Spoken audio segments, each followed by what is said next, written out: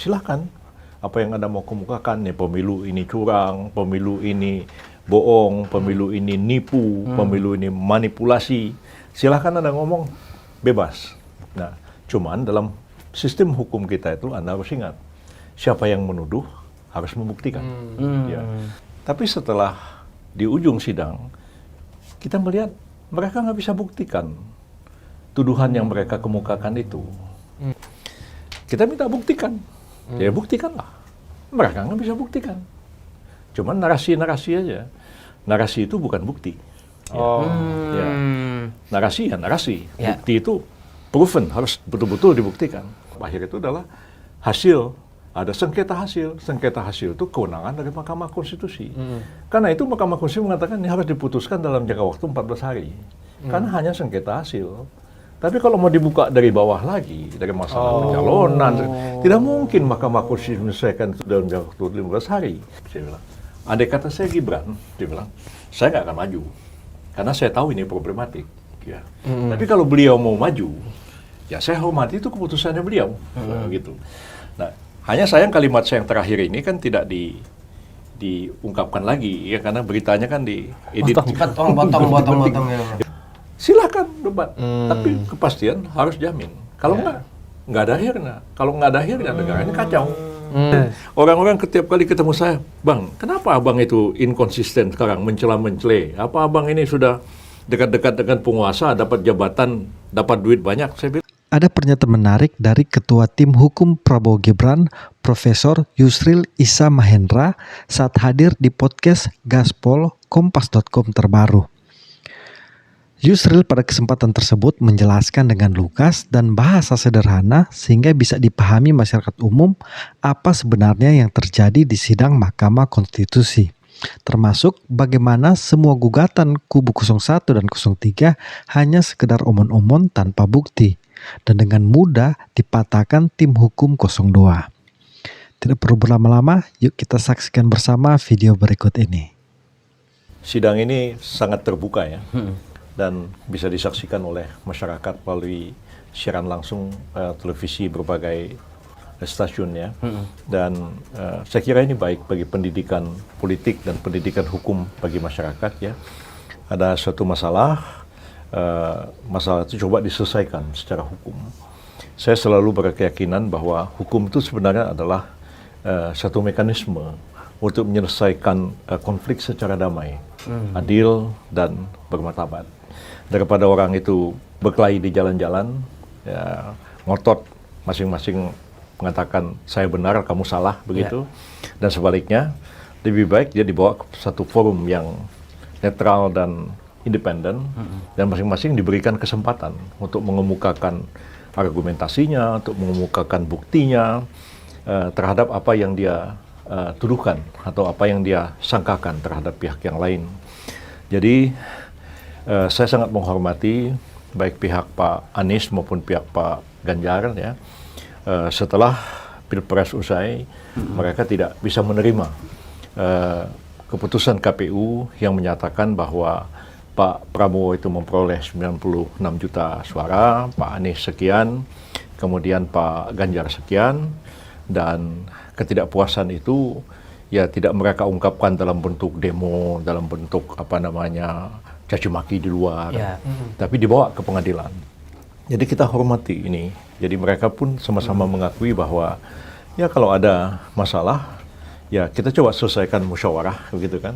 Kalau nggak selesai, ya ada forum untuk menyelesaikannya. Dan forum itu adalah Mahkamah Konstitusi yang diatur oleh Undang-Undang Dasar 45 kita. Jadi sudah dibawa ke MK, ya saya selalu mengatakan, ya silahkan. Apa yang Anda mau kemukakan, nih pemilu ini curang, pemilu ini bohong, pemilu ini nipu, pemilu ini manipulasi. Silahkan Anda ngomong, bebas. Nah, cuman dalam sistem hukum kita itu Anda harus ingat, siapa yang menuduh harus membuktikan. Ya. Jadi jangan dibalik-balik, misalnya nuduh ijazah Pak Jokowi palsu, ya kan? Tapi maksa-maksa supaya Pak Jokowinya datang ke pengadilan bawa ijazahnya. Ini loh ijazah saya. Nah, hukum kita itu tidak mengenal pembuktian terbalik. Ya.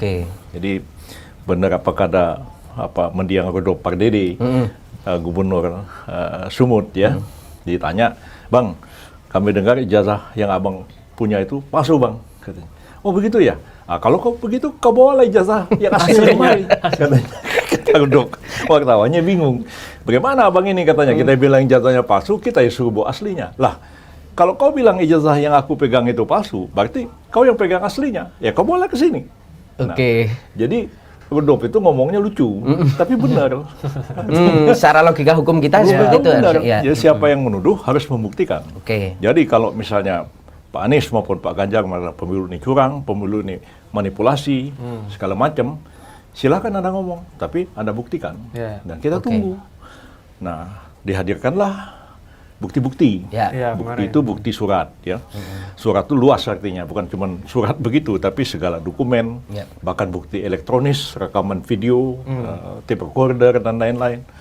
Silakan bawa. Nah, silakan hadirkan saksi. Silakan hadirkan ahli untuk membuktikan dakwaan Anda itu benar adanya. Tapi setelah di ujung sidang, kita melihat mereka nggak bisa buktikan tuduhan yang mereka kemukakan itu. Misalnya dikatakan salah satu cara untuk memenangkan Prabowo Gibran ini pakai sirekap yang bohong-bohongan. Nah, ternyata setelah diterangkan di persidangan, sirekap itu nggak dipakai oleh KPU sebagai perhitungan yang resmi. Ya, kan perhitungan itu manual berjenjang, dihitung berjenjang, dimasukin sirekap. Dihitung sampai sekian, masukin sirekap. Ya sirekap itu dimasukin berdasarkan perhitungan berjenjang itu. Maksudnya untuk apa? Sirekap itu supaya publik bisa mengetahui apa yang sebenarnya terjadi dan berapa suaranya. Bukan menetapkan berdasarkan sirekap. Lalu kemudian dikatakan ada PJ-PJ. Ya. PJ itu artinya pejabat-pejabat kepala daerah. Itu dipakai sebegitu rupa, dan ini digunakan untuk memenangkan Prabowo Gibran. Kita minta buktikan. Ya buktikanlah. Mereka nggak bisa buktikan. Cuman narasi-narasi aja. Narasi itu bukan bukti. Ya. Narasi ya narasi. Bukti itu proven, harus betul-betul dibuktikan. Karena mereka nggak bisa buktikan, kita buktikan sebaliknya. Ya. Kita lihat di Aceh. Aceh itu 24 kepala daerahnya, dari gubernur sampai bupati wali kota, itu cumanya 24. 23 itu PJ. Ya. Cuman satu yang tidak PJ. Prabowo kalah telak di Aceh. Sebaliknya kita tunjukkan lagi di Bengkulu. Ya. Di Bengkulu itu ada 11 kabupaten kota plus gubernur. Hanya ada 3 kalau nggak salah yang PJ. Yang lainnya itu nggak PJ. Tapi Prabowo menang telak di situ. Jadi bagaimana mau menjelaskan fenomena ini? Nah, lantas kemudian mengatakan bahwa ini ada pelanggaran TSM, terstruktur, masif, sistematik. Kalau dalam pilkada itu harus dibuktikan 50% plus 1. Di kabupaten misalnya ada kecamatannya ada 20. Dia harus buktikan di 11 kecamatan. Ada camatnya mengerahkan massa, ada bagi-bagi sembako di 11 kecamatan, ada bagi-bagi duit di setengah kecamatan dan 11 kecamatan. Kalau tidak lebih setengah plus 1, tidak terjadi apa yang disebut dengan TSM. Lalu yang dibawa adalah sembako misalnya. Dibawa sekarung beras, karung beras 5 kilo. Stiker itu. Ya, ini dibawa dari Medan. Nah, kita kata dalam sidang, ini beras siapa yang ngasih? Ya, pokoknya ada orang suruh pilih Prabowo Gibran. Nah, saya nggak mau, berasnya ditinggal di depan rumah kita, diterima sama istri saya. Orang yang menyuruh pilih Prabowo Gibran itu siapa? Ya kita juga nggak tahu. Bagaimana bisa beras 5 kilo seperti itu bisa mengatakan ada penyalahgunaan bantuan sembako? Maksudnya dari satu sampel itu mengatakan bahwa semua terjadi di semua tempat, susah gitu ya, Prof? Iya, kalau kita meneliti boleh pakai sampel. Tapi kalau untuk membuktikan di sidang pengadilan, ya nggak bisa pakai sampel dong. Tapi kan memang forum sidangnya terbatas, Bro. Iya. Harinya saksi dan ahlinya kan juga dibatasi, jadi memang sulit dong kalau mau ini semuanya. Iya, itulah dibatasi itu. Kenapa dibatasi? Karena sejak berlakunya Undang-Undang 7 2017 ya, penyelesaian terhadap permasalahan yang terjadi selama penyelenggaraan pemilu, baik proses pendaftaran calon sampai dengan pengumuman KPU tentang hasil akhir, itu sudah dibagi-bagi. Ya. Kalau misalnya sengketa itu terjadi antara pasangan calon dengan penyelenggara, dengan KPU, dengan Bawaslu, atau terjadi antara pasangan calon dengan pasangan calon yang lain. Katakanlah misalnya Gibran, ya, dibilang Gibran ini tidak memenuhi syarat. Nah, tapi itu kan dikemukakan ketika pemilunya udah selesai. Ya. Kita ada rekaman videonya semua, Pak Anies mengucapkan selamat atas pasangan calonnya Pak Gibran dan Pak Prabowo. Mereka kampanye di mana-mana, salam-salaman. Mereka debat terbuka, disaksikan oleh jutaan rakyat. Nggak ada bilang, loh, kalau memang nggak sah, ya ngapain debat sama Prabowo Gibran? Jangan dong. Ketika sudah akhir, sudah kalah, baru ngomong ini nggak sah. Nah, padahal kalau masalah pencalonan itu masalahnya kewenangannya Bawaslu. Artinya satu calon itu ada masalah dengan calon yang lain, dia bawa ke Bawaslu. Bawaslu nggak selesai, dibawa ke Pengadilan Tata Usaha Negara. Nah, bahkan bisa sampai ke Mahkamah Agung. Nah, kalau misalnya ada pelanggaran pidana, itu kan dibawa ke Bawaslu, dibawa ke Gakumdu. Gakumdu baru serahkan ke aparat penegak hukum. Jadi kewenangan masalah administratif diselesaikan oleh Bawaslu dan Pengadilan Tun. Kalau ada hal pelanggaran sifatnya pidana, yang money politik, suap menyuap, itu kewenangannya Bawaslu, Gakumdu. Pengadilan Negeri setelah Gakumdu nganggap ada bukti di situ. Nah, kalau ini selesai, tahap akhir itu adalah hasil. Ada sengketa hasil itu kewenangan dari Mahkamah Konstitusi. Karena itu Mahkamah Konstitusi mengatakan ini harus diputuskan dalam jangka waktu 14 hari. Karena hanya sengketa hasil. Tapi kalau mau dibuka dari bawah lagi, dari masalah pencalonan, tidak mungkin Mahkamah Konstitusi menyelesaikan itu dalam jangka waktu 15 hari. 14 hari, undang-undangnya bilang 14 hari, dan peraturan KPU nomor 4 tahun 2023 mengatakan ya sidang itu dilakukan dalam waktu 14 hari. Apa ia bisa membuktikan TSM dalam waktu 14 hari? Nggak mungkin. Nah, itu dia. Makanya harusnya jalurnya sesuai kayak omongannya Prof. Yusril tadi. Sebelumnya. Dan itu sebenarnya bisa dilakukan ketika misalnya awal Prabowo dan Gibran mendaftar, dua calon ini melihat bahwa, loh ini kok nggak benar. Harusnya mulai dari situ mereka ke Bawaslu gitu ya, Prof. Ya? Tapi kan tidak dilakukan. Iya. Pada waktu kita, dan sebagian besar saksi-saksi yang dihadirkan yang mengatakan ada pelanggaran-pelanggaran. Ada saksi dari anggota PDIP ya, ada hadir beberapa, baik dari Jawa Tengah maupun dari Banten maupun dari Sumatera Utara. Terus kita tanya, waktu itu dilaporkan kepada Bawaslu tidak? Mereka bilang sudah diselesaikan Bawaslu. Ya udah, kalau selesaikan Bawaslu, bukan lagi forumnya dibawa ke Mahkamah Konstitusi. Nah, ada ibu-ibu yang waktu itu dari Jawa Tengah yang mengatakan bahwa bendera-bendera dan baliho PDIP diturunkan ketika Pak Jokowi datang ke sana. Yang kita tanya pada waktu itu, hakim juga tanya, sudah dilaporkan ke Bawaslu tidak? Oh, saya sudah lapor ke Ketua Cabang PDIP. Nah, Ketua Cabang PDIP melaporkan ke Bawaslu atau tidak? Oh, saya nggak tahu. Jadi kan nggak bisa menerangkan apa-apa di persidangan. Gitu. Prof, tapi kalau soal persyaratan pencalonan Gibran sendiri, Prof. Yusril kan termasuk salah satu yang menyebut bahwa ada cacat hukum. Waktu itu waktu lagi diskusi sama Bang Ferry Amsari dan teman-teman itu. Artinya gimana melihat itu, Prof? Satu sisi Prof. Yusril secara keilmuan mengatakan bahwa itu ada cacat hukum dan terbukti kan sekarang memang menjadi problem hukum gitu sampai dibawa ke MK. Betul. Itu saya ucapkan 1 hari sesudah Mahkamah Konstitusi mengeluarkan putusan 90 itu. Dan saya mengatakan putusan ini problematik dan mengandung cacat hukum di dalamnya. Dan saya tunjukkan di mana cacat hukumnya itu.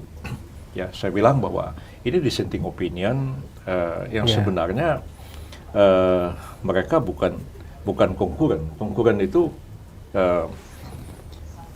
keputusannya itu sama, tapi argumentasinya berbeda. Kayak saya mau datang ke Kompas ini, mungkin saya lewat Palmerah, ada lagi saya lewat barangkali Pejompongan, tapi tujuannya ke Kompas kan begitu. Nah, karena yang dua ini, yang mestinya itu adalah dissenting, tapi dibilang konkuren, berarti ada kesalahan teknis yang di dalam pembuatan putusan. Nah, ini ada implikasinya terhadap diktum keputusan itu sendiri. Yang saya bilang ini ada problematik dan ada cacat hukum di dalamnya.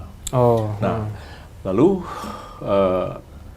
waktu itu saya mengucapkan, karena saya menyadari ini problematik, saya bilang, andai kata saya Gibran, dia bilang, saya nggak akan maju, karena saya tahu ini problematik. Ya. Tapi kalau beliau mau maju, ya saya hormati itu keputusannya beliau, gitu. Nah, hanya sayang kalimat saya yang terakhir ini kan tidak diungkapkan lagi, ya, karena beritanya kan diedit, dipotong-potong begitu. Jadi kemudian di MK kan ditanya oleh salah satu lawyer lawan lah, Pak Yusril tuh lu ngomong begini, putusan ini problematik. Saya bilang, siapa yang mengatakan putusan 90 itu tidak problematik? Semua bilang ya problematik. Sampai hari ini masih problematik. Sampai ada putusan etiknya juga pula. Sampai ada putusan etiknya segala itu problematik. Cuman saya bilang begini, walaupun itu putusan problematik ya, tapi dilihat dari segi kepastian hukum, diktum keputusannya itu jelas. Ya, diktum keputusannya itu mengatakan bahwa ketentuan umur 40 tahun untuk menjadi syarat calon presiden wakil presiden itu bertentangan dengan UUD 45 kecuali dimaknai ya pernah atau sedang menjabat dalam jabatan yang dipilih dengan pemilihan umum termasuk pemilihan kepala daerah. Nah, itu clear. Nggak ada perbedaan apapun mengenai soal itu. Jadi saya selalu mengatakan begini, putusan bisa aja problematik, tapi diktum putusan jelas. Dan kalau kita dihadapkan kepada satu pertanyaan ya, jangan persoalan problematik begitu. Antara keadilan dan kepastian hukum, itu kan debat panjang dalam filsafat hukum. Ya kan? Gak selesai itu barang. Sejak dari zaman Plato, Aristoteles sampai sekarang ini orang masih berdebat yang adil dan yang pasti mana yang harus didulukan. Ya. Bukan tidak ada upaya untuk menyatukan itu. Saya pernah menjadi promotor kandidat doktor di UIN Syahkuala, Banda Aceh. Saya guru besar UI, tapi kok jadi promotor di UIN ya. Dia membahas tentang hukum Islam, ya, membahas kitab Al-Muwaffaqat yang ditulis oleh Imam Asy-Syatibi, berusaha untuk menyelesaikan dilema antara keadilan dan kepastian hukum. Tapi dalam teori bisa, dalam praktek kita dihadapkan kepada persoalan itu. Jadi istilahnya itu, kenapa kita bikin pengadilan? Ya, supaya tiap-tiap persoalan itu ada akhirnya. Kalau nggak kan kita berdebat terus. Nah, berdebat terus itu bukan dalam penyelenggaraan negara. Berdebat terus itu di pondok pesantren, di kampus. Kalau mau berdebat, debat aja silahkan. Itu kerjanya akademisi. Tapi ketika orang itu menyelenggarakan negara, itu harus ada keputusan. Kepastian. Nah, kepastian itu harus ada. Dan apakah orang yang di bawah umur 40 tahun dan pernah atau sedang menjabat dalam jabatan yang dipilih dengan pemilu termasuk pilkada itu, boleh menjadi presiden atau wakil presiden? Jawabnya boleh. Putusnya problematik, ya itu problematik soal lain. Ya. Anda kata misalnya begini nih, saya nih dijatuhi hukuman 10 tahun penjara oleh pengadilan, inkrah. Terus orang mengatakan, oh ini putusnya ada cacat hukum, ya. Ini putusnya nggak adil, dieksaminasi lah, dipanggil LSM, dipanggil advokat, berdebat mengenai ini, mengatakan ini putusan nggak benar. Terus apakah saya tidak dieksekusi? Kan udah diketok ya? Kan tetap aja dieksekusi karena udah inkrah. Pengadilan itu harus mengakhiri sesuatu. Kalau Anda mau berdebat adil atau tidak adil, Anda mau menyelesaikan putusan yang problematik itu soal lain. Silakan. Kan sampai sekarang ada di KPP bersidang, ya kan? MK bersidang. Di pengadilan Tun digugat, di pengadilan negeri Jakarta Pusat digugat perbuatan melawan hukum oleh penguasa. Silakan debat, tapi kepastian harus jamin. Kalau nggak ada akhirnya. Kalau nggak ada akhirnya negara ini kacau. Nah, jadi seperti itu. Jadi jangan orang-orang setiap kali ketemu saya, Bang, kenapa Abang itu inkonsisten sekarang mencela-mencela? Apa Abang ini sudah dekat-dekat dengan penguasa, dapat jabatan, dapat duit banyak? Saya bilang, Saya terakhir jadi pejabat itu tahun 2007. 2024 gimana Bang? Hari ini saya nggak pernah punya jabatan apapun. Ya. Kalau dibilang saya dapat duit banyak, ya. Pada waktu saya berhenti jadi Mensesnek, ya, Anda bisa buka filenya KPK. Dan itu sering dikutip oleh media. Harta kekayaan saya itu tinggal 2 miliar 100 juta. Itulah kekayaan. Kalau sekarang saya bilang, berapa kekayaan Anda sekarang? Ya, saya nggak perlu lapor sama Anda, saya bilang. Saya bukan pejabat. Kalau saya pejabat, saya perlu lapor. Kalau nggak pejabat, lu ngapain lu tanya-tanya? Rezeki orang kalau lu persoalin, lu mikirin rezeki sendiri lah. Jangan rezeki orang. Tapi katanya dikit lagi. Oktober nanti. Gimana? Kamu jaksa agung. Oktober nanti udah lapor LHKPN lagi. Ya nanti kalau jadi pejabat lagi. Kalau jadi pejabat lagi kan lapor, tahu kan, oh sekian. Nah, ternyata Yusril lebih banyak duitnya ketika nggak jadi pejabat. Tahu kan? Bisa jadi. Jadi jangan dikira nanti saya mau jadi pejabat itu karena saya mau duit banyak. Enggak. Saya jadi pejabat justru nggak dapat apa-apa, malah tambah sedikit duitnya. Iya. Tapi ketika nggak jadi pejabat, saya bisa jadi advokat. Ya. Karena lawyer harus cuti ya, Prof. Ya barangkali ya saingan saya cuma Hotman Paris. Bang Hotman. Lihat cincinnya aja udah kalah kita kan. Kalau preskon nggak usah lighting deh sih lo. Liburannya juga udah kalah jauh, Prof. Yusril liburannya sama. Oke. Yang membedakan gugatan dari sebelum-sebelumnya ini, Prof, itu kan sekarang ada petitum untuk mendiskualifikasi calon. Itu dengan segala dalil-dalil permohonannya.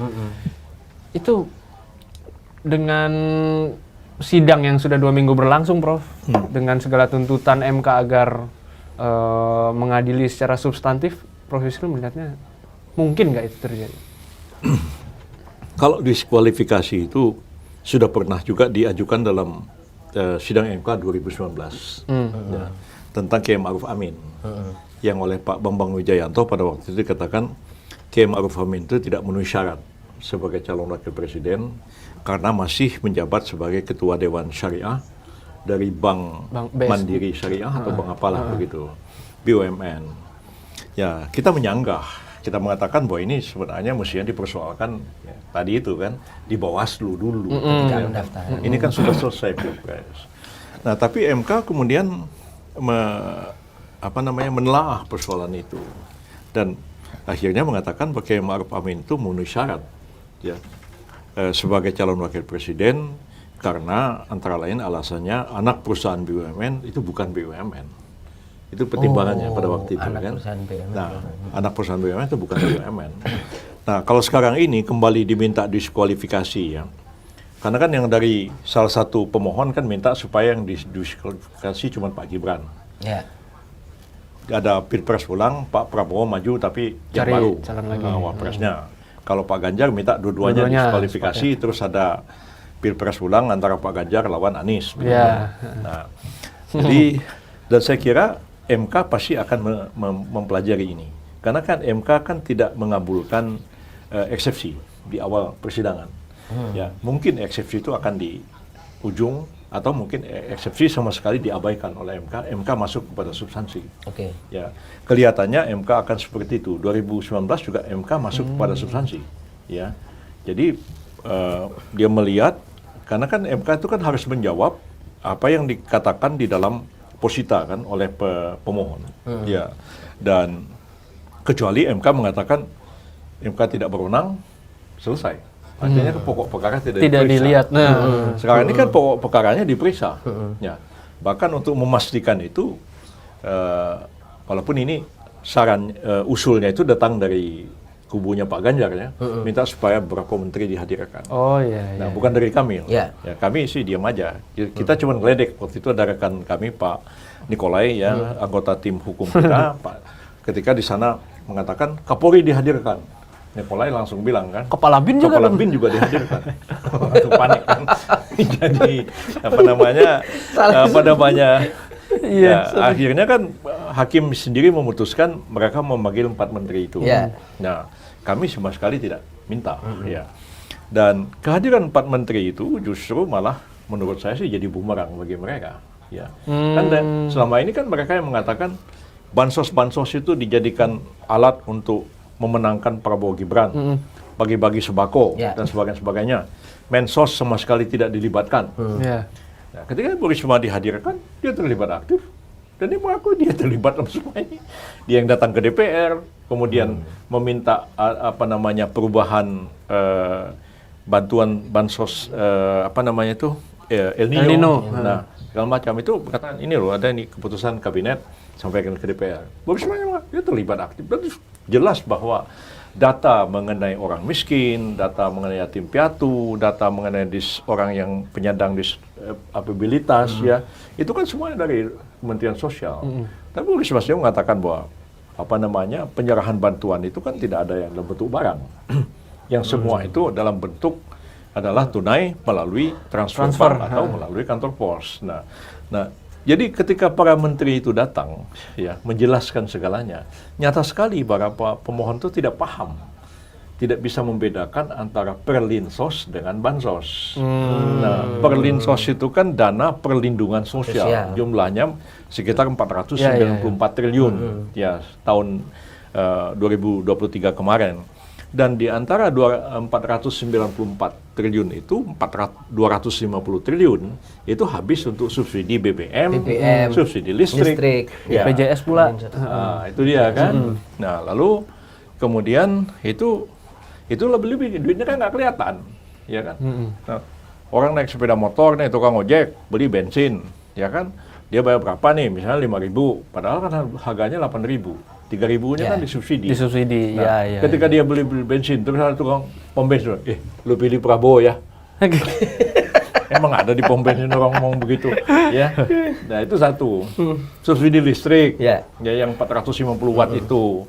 Sebegitu banyak, terus dia bayar listrik, terus bilang, pilih Gibran ya. Kan nggak ada. Nah, dan orang itu tidak akan merasa ada utang budi. Loh, saya orang miskin, ya. Ya wajar dong kalau pemerintah ngasih subsidi BBM. Ya, rumah orang kaya mau listrik mau 30.000 watt silahkan aja. Saya kan orang miskin cuma 450. Ya wajar dong pemerintah kasih subsidi. Apa orang gitu terus suruh milih Jokowi atau milih Gibran, dia milih Gibran? Dia nggak ada merasa utang budi kok. Beda bantuan sosial itu dengan money politik. Ya. Kalau money politik nih, saya kasih duit nih lu 100.000 ya pilih gua ya. Itu banyak terjadi di pileg, lebih-lebih pileg kabupaten kota, yang orangnya sedikit, cuma satu dapil 2 kecamatan, ya itu terjadi. Tapi kalau pilpres tuh jauh-jauh bener amat. Orangnya tinggal di Papua, ini lu pilih Gibran nih duit, aduh Gibrannya di Jakarta jauh, perlu orangnya begitu. Jadi saya pikir ini nggak mungkin, ya, dari segi itu. Apalagi Bu Risma juga mengatakan. Ini perlinsos, ini bansos itu hanya sekitar 50 triliun jumlahnya. Tidak ada gede-gede sampai. Jadi sudah buka gitu kan, jadi kan seperti yang berkala, lu nggak ngerti apa-apa, lu nggak ngerti. Jadi kan ya bumerang bagi mereka begitu. Prof, ini tapi bahwasannya yang manggil menteri itu kan hakimnya sendiri, Prof. Iya. Artinya hakim ini kayaknya kelihatannya sedang berupaya untuk tidak membatasi diri hanya mengadili hasil, tapi juga proses gitu ya. Nah itu dengan majelis hakimnya seperti itu, jadi gimana kemungkinan dikabulkannya diskualifikasi paslon, kan itu bukan hasil juga tuh. Ya, proses juga. Sebenarnya begini, kalau kita kaku kepada undang-undang dan kepada peraturan Mahkamah Konstitusi nomor 4 tahun 2023 itu kan jelas ini bukan kewenangan Mahkamah Konstitusi.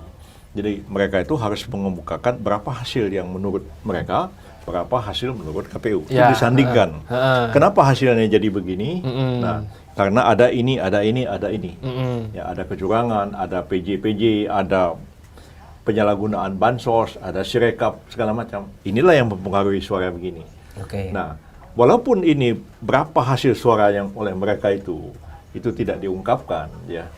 Pokoknya apalagi yang Pak Ganjar kan lawyernya mengatakan suara suara dari Pak Prabowo Gibran itu kan nol. Nol semua. Dia bilang nol itu dari mana? Gitu. Ya karena dianggap tidak sah, jadi nol. Ya kalau tidak sah jadi nol kan jadi aneh juga gitu ya. Jadi padahal kan jumlahnya 96 juta, itu kan bukan suara yang sedikit kan begitu. Jadi kalau dibilang 90 juta atau hasil nipu, masa nipu semua gitu kan. Katakanlah kalau nipu itu setengah aja, maka kan mesti dapat 8 juta, masih banyak juga daripada yang ada yang dapat. Jadi ini gimana sih ceritanya begitu ya. Tapi hakim sepertinya mengabaikan itu. Jadi biarlah dia tidak kemukakan angka, tapi dia mengatakan angka itu tidak dikemukakan, anggaplah jadi 0 karena faktor ini, faktor ini, faktor ini. Dan hakim kan harus menjawab itu supaya publik juga tahu, gitu. Nah, publik tahu bahwa apakah dakwaan mereka, apa tuntutan mereka, tuduhan mereka terbukti atau tidak. Nah, kalau enggak kan tetap aja orang akan menganggap ini pemilu benar nipu. Nah, tapi setelah hakim nanti mengatakan, misalnya dikatakan sirekap, kan dia panggil KPU-nya dimintai keterangan, dia termohon, Bawaslu diminta, ahli didatangkan, diterangkanlah mengenai sirekap ini seperti apa, mengenai bansos dipanggil menterinya, karena KPU, karena hakim itu harus menjawab, ya, apa yang didalilkan oleh mereka. Jawaban dari KPU sudah ada, Bawaslu ada, kami sebagai pihak terkait juga sudah, tapi saksi ahli juga sudah, bukti-bukti juga surat sudah. Nah, tapi perlu didengar keterangan dari para menteri. Nah, akan seperti apa status keterangan menteri ini? Itu kita nggak tahu, itu kewenangan hakim. Karena mereka kan jelas bukan saksi, bukan ahli. Nah, di MK itu memang ada yang namanya pemberi keterangan. Seperti Bawaslu. Bawaslu itu kan bukan termohon, bukan apa, tapi dianggap perlu. Dan MK berwenang untuk memanggil siapa aja untuk memberikan keterangan. Saya sendiri aja, saya pernah dipanggil MK untuk memberikan keterangan tentang sesuatu permasalahan. Dan saya datang ke MK, jadi saya bukan saksi, bukan ahli, tapi orang yang memberikan keterangan atas permintaan dari Mahkamah Konstitusi. Dan pendapat saya itu dimuat di dalam pertimbangan hukumnya MK. Nah, jadi kehadiran menteri-menteri yang 4 orang itu sih bagi saya lebih menjernihkan, membuat jernih persoalan yang selama ini tuh nggak mengerti kita. Seolah-olah ada jumlah bansos sekian banyak, ya. Bansos tuh Pak Jokowi datang ke daerah-daerah, ditenteng-tenteng, bagi-bagi. Sebenarnya awal penyerahan bansos itu mungkin dilakukan oleh Presiden, tapi tidak dalam bentuk barang gitu. Misalnya dikumpulin nih penerima bansos melalui kantor pos, nih kumpulin nih, nah, silakan datang kantor pos ambil begitu. Nah, biasanya kalau Presiden itu memberikan bantuan beras, gula gitu ya, atau malah kan uang tunai dikasih kepada Presiden, itu tidak masuk bansos, itu anggaran Presiden sendiri. Yang dipakai dana operasional. Saya kerja di Seknek kan sejak zamannya Pak Harto, ya kan. Dan saya pernah jadi Mensesnek juga. Saya tahu Presiden itu punya anggaran. Ya, anggaran untuk kegiatan-kegiatan seperti itu. Nah, jadi ya masa Presiden kan kadang-kadang ada orang tua datang ke beliau bersilaturahim, datang dari jauh misalnya. Ini kan kasihan kan, oh saya perlu nih kasih ganti ongkos naik pesawatnya. Yang Presiden kasih itu ada anggarannya untuk itu.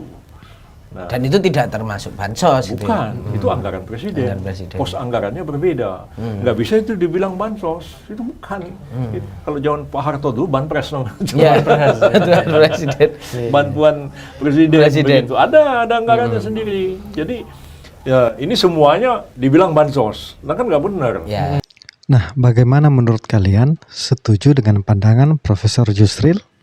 Yuk komen di kolom komentar. Sampai jumpa.